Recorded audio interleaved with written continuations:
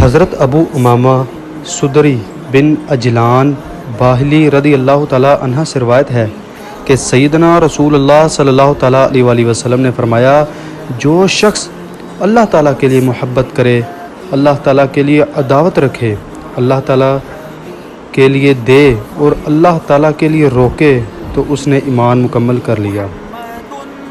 محبت، عداوت، کسی کو دینا یا نہ دینا، عموماً ان کاموں میں کوئی غرض یا منفعت ہوتی ہے۔ جو مسلمان یہ چار کام اللہ تعالیٰ کی رضا کے لیے کرے تو اس کے باقی معاملات بھی اللہ تعالیٰ کی رضا کے لیے ہوتے ہیں۔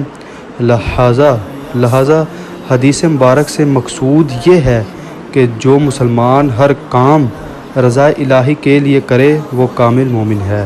سبحان اللہ۔